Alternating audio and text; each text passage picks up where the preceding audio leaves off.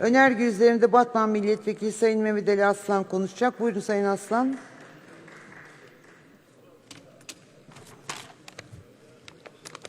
Önce düğmeyi kapat. Sayın Başkan, Sayın Genel Kurulu saygıyla selamlıyorum. Böyle bir yaşanmış olayı anlatmak istiyorum. Hazreti Ömer'le ilgili bir olay anlatmak istiyorum. Adalet anlayışıyla ilgili. Umarım herkes görev ve yetkisi kapsamında kendine bu kıssadan hisse çıkarır.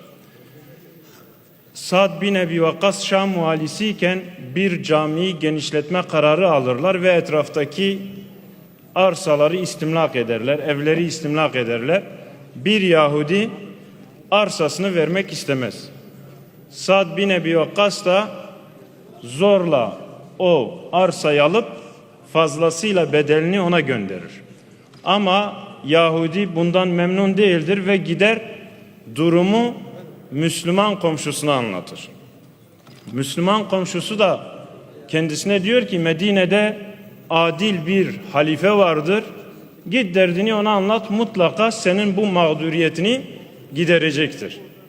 Bunun üzerine alıyor başını, Medine'ye gidiyor. Hazreti Ömer'i soruyor. Hurma ağacının altında gölgeleniyor. Sade mütevazi bir giyimi, duruşu var.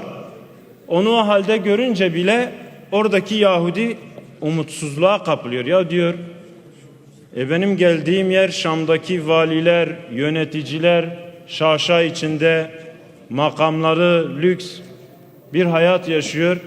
Bu mütevazi adam herhalde hem söz geçiremez hem herhalde boşuna anlatacağım ama diyor, gelmişken ona da anlatayım.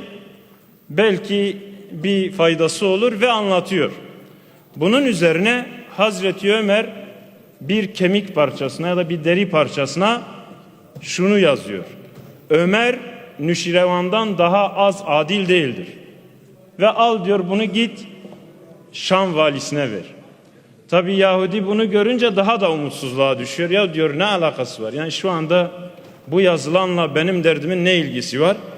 Ve acaba diyor bunu dinlerler mi? Yani bu sefer daha da çok şüpheleniyor. Ama gideyim şansımı yine deneyeyim diyor. Valinin huzuruna çıkıyor. Sa'd bin Vakkas'a diyor ki buyurun halife size bu konuyla ilgili bu yazıyı gönderdi. Vali bakınca kafasını öne eğip ağlıyor ve sapsarı kesiliyor. Tamam diyor, arsan senindir. Bunun üzerine Yahudi merak ediyor. Ya diyor tamam sağ ol ama diyor bana bu sözün anlamını bir izah eder misin? O kadar ben gelip yalvardım, yakardım, başvurmadığım yer kalmadı. Sen yok dedin, zorla aldın ama şimdi bir söz üzerine bana iade ediyorsun.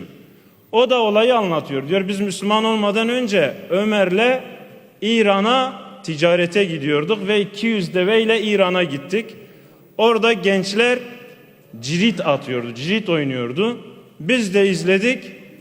Gençlerden bir çete gelip zorla develerimize el koydu, gasp etti, gitti. Bunun üzerine Hazreti Ömer'le Sa'd bin Ebi Vakkas hancıya dertlerini anlatıyorlar. Hancı da diyor bu ülkenin adil bir kralı vardır. Ona anlatın mutlaka sizin bu sorunuzu çözecektir. Ertesi gün gidip anlatıyorlar krala. Biri de tercüme ediyor. Kral onlara birer kese altın verip evinize gidebilirsiniz diyor. Tabi bunlar bundan memnun olmuyor. Çünkü 200 deveyi karşılamıyor. Yine hancıya dertlerini anlatıyorlar. Hancı diyor ki sabah ben sizinle geleceğim. Bu işte bir iş var. Mutlaka bir yanlışlık var. Ve tekrardan onların anlattıklarını krala tercüme ediyor. Kral da tamam diyor 200 deveniz akşam gelecek. 2'şer kese daha altın veriyor. Ve ama diyor yarın burayı terk ederken biriniz doğu biriniz batı kapısından geçsin. Tabi hancı bunu anlamıyor. Ertesi gün Sa'd bin Ebi Vakkas doğu kapısından, Hazreti Ömer batı kapısından çıkıyor. Doğu kapısında bakıyorlar ki 2 insan idam edilmiş. Halka soruyor ya diyor bunlar kimdir idam edilenler? Diyor ki bunlardan biri vezirdir, kralın veziridir. Biri de kralın oğludur. Kral bunların asılması için talimat verdi. 2 Arap tüccarı dolandırmışlar, gasp etmişler. Batı kapısında ise Hazreti Ömer'in çıktığı kapı tercüman idam edilmiş. Niye? Bunlar bir mafyavari bir şekilde çete kurmuş. Gelen giden tüccarları soyuyorlar. Krala da yanlış bilgi aktarıyorlar. Tercüman da yanlış tercüme ediyor. Ve bunun üzerine Yahudi bu olay... 1 dakika daha ek süre veriyorum. Evet, dinlemek istiyorum.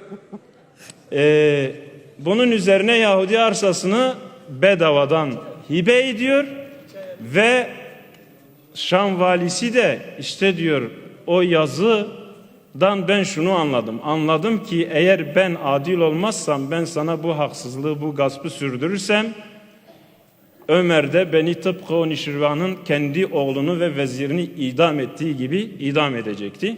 Yani buradan tabii artık kıssadan hisseyi size anlatmak benim haddim değil ama şu anda maalesef Türkiye'de, Orta Doğu'da, İslam ülkelerinde maalesef bizler tarafgirlik cihetiyle kendi yandaşlarımızı, kendi arkadaşlarımızı, kendi fikirdaşlarımızı kayırıyoruz. Bizden olmayanlara da her türlü saldırıyı meşru ve reva görüyoruz.